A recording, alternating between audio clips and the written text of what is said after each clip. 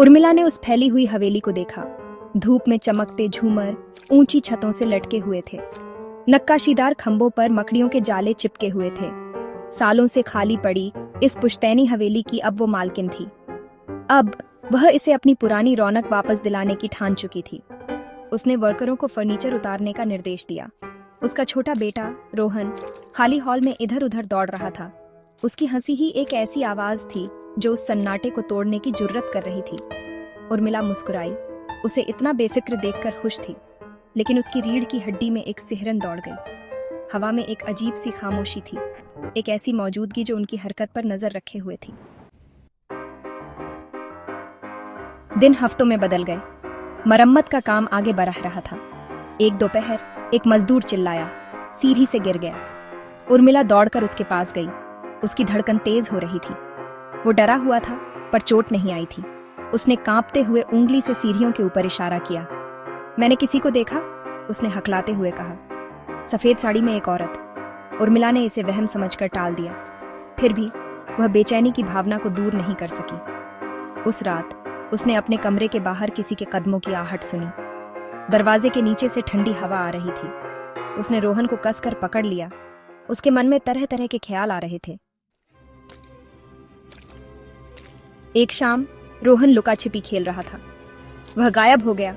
उसकी हंसी की गूंज हवेली में गूंज रही थी। उर्मिला ने उसे ढूंढना शुरू कर दिया। उसे बुलाया, पर जवाब में सिर्फ खामोशी मिली। उसके गले में घबराहट बढ़ने लगी। तभी उसने हवेली के पीछे पुराने कुएं से एक बेहोश सी रोने की आवाज सुनी। वह दौड़ती हुई उसकी तरफ गई। उसका खून ठंडा पड़ गया। रोहन किनारे पर लटका हुआ था। उसका चेहरा डर से पीला पड़ गया था। उसने उसे ऊपर खींच लिया। उसकी धड़कन उसकी पसलियों से टकरा रही थी। माँ, वह रोया। किसी ने मुझे धक्का दिया। उर्मिला ने उसे कसकर पकड़ लिया। उसकी नजरें परछाइयों को देख रही थीं। हवेली की गहराई में छिपे अनदेखे खतरे को ढूंढ रही थीं। उर्मिला ने गांव के बुजुर्गों से जवाब मांगा। उन्होंने उसके परदादा के बारे में बताया, जो एक अमीर जमींदार थे और जिनकी मौत हवेली की दीवारों के भीतर ही हो गई थी। एक छिपे हुए खजाने की अफवाहें और एक ईर्ष्यालु भाई जो बिना किसी निशान के गायब हो गया था। उन्होंने एक कर्ज के बारे में बताया जो परिवार पर लगा था। बेचैन आत्माओं के बारे में जो शांति की तलाश में थीं। उर्मिला सुनती रही। उसके ऊपर एक सिहरन दौड़ गई। क्या उसे और रोहन को खतरा था? क्या हवेली का अतीत उन्हें भी अपनी चपेट में लेने के लिए पहुंच रहा था? सच्चाई का पता लगाने के लिए दृढ़ संकल्पित उर्मिला ने परिवार के पुराने कागजातों को खंगालना शुरू कर दिया।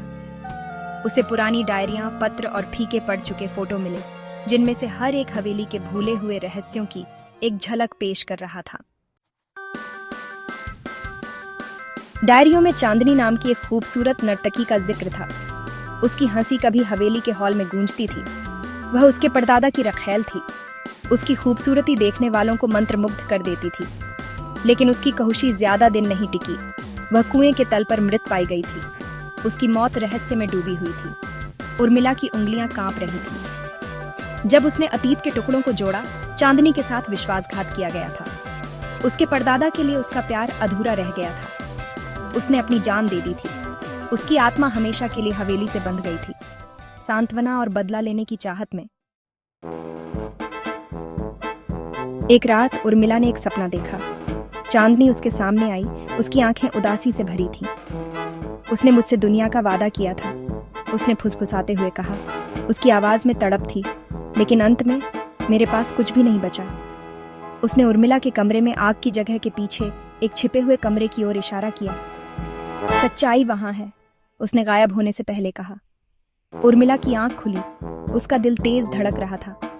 वह जानती थी कि उसे क्या करना है। रोहन को अपने साथ लेकर उसने छिपे हुए कमरे को खोला। अंदर उन्हें लकड़ी का एक संदूक मिला, जिसकी सतह धूल से ढकी हुई थी। उर्मिला ने भारी ढक्कन उठाया। उसकी सांस उसकी गर्दन में अटक गई। संदूक के अंदर जवाहरात का ढेर था, जो मंद रोशनी में चमक रहे थे, और एक पत्र जो उसके परदादा के हाथों लिखा गया था। उसने अपने विश्वासघात को कबूल किया। उसका लालच उसे चांदनी की विरासत चुरा लेने और उसे कुछ भी नहीं छोड़ने के लिए प्रेरित करता था। उसके शब्दों में पछतावा भरा था, लेकिन अब बहुत देर हो चुकी थी। वह अपने अतीत से प्रेतवाधित एक टूटे हुए आदमी की तरह मर गया था। उर्मिला का दिल चांदनी के लिए दुखी था। वह जानती थी कि उसे अतीत के गलत कामों को सुधारना होगा। जैसे ही उसने संदूक बंद किया, कमरे में ठंडी हवा चलने लगी। मोमबत्तियां टिमटिमाईं और बुझ गईं, जिससे वे अंधेरे में डूब गए। हवा में ऊर्जा की गड़गड़ाहट हुई। एक उपस्थिति ने खुद को झांक कर आया। उसके पेट में डर समा गया। जाने का समय हो गया था। उर्मिला ने रोहन का हाथ पकड़ा और वे हवेली से भाग गए। उनके कदमों की आवाज रात के सन्नाटे में गूंज रही थी। जैसे ही वे दूर जा रहे थे, तूफान आया। बारिश कार पर पड़ रही थी, जिससे आगे का रास्ता धुंधला दिखाई दे रहा था। मूसलाधार बारिश के बीच उर्मिला ने देखा कि एक औरत की परछाई सड़क के बीचों बीच खड़ी है। उसने ब्रेक मारे। कार बुरी तरह घूम गई। कार अनियंत्रित होकर घूम गई। दुनिया एक धुंधली सी चक्कर में बदल गई। उर्मिला ने अपनी आंखें बंद कर लीं, टक्कर के लिए तैयार, लेकिन टक्कर कभी नहीं हुई। उसने अपनी आंखें खोलीं तो कार अभी भी वहीं थी। तूफान अचानक थम गया था। रोहन उसके बगल में था। उसकी आंखें आश्चर्य से फैली हुई थीं। वे सुरक्षित थे। उर्मिला अगली सुबह गांव लौट आई।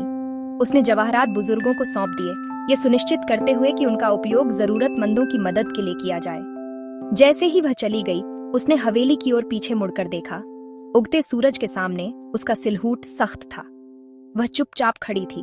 उसके रहस्य एक बार फिर दफन हो गए थे, लेकिन इस बार शांति की अनुभूति हुई। चांदनी की आत्मा को आखिरकार शांति मिली और उर्मिला आजाद थी।